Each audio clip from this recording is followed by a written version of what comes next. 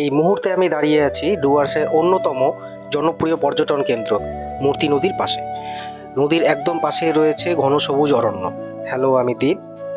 আপনারা হয়তো এর আগেও ডুয়ার্সে ঘুরতে এসেছেন, কিন্তু প্রকৃতি কখন যে কি উপহার দেবে তা আগে থেকে বলা যায় না। ভাগ্য সহায় থাকলে এখানেই হঠাৎ দেখা মিলতে পারে জঙ্গলের কোনো বন্যপ্রাণীর। এই মূর্তি নদীর স্বচ্ছ জল, পাথরের উপর দিয়ে বয়ে চলা স্রোত আর চারপাশে নিস্তব্ধ পরিবেশ, সব মিলিয়ে জায়গাটা সত্যিই মন ছুঁয়ে যায়।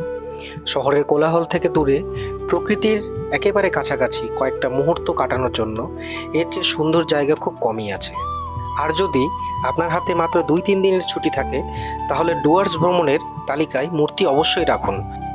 সবচেয়ে ভালো বিষয় হলো, এই নদী থেকে মাত্র 3-4 মিনিট ওয়াকিং ডিস্টেন্সে রয়েছে আমাদের নিজস্ব প্রপার্টি টিবেট হোম মূর্তি রিসর্ট।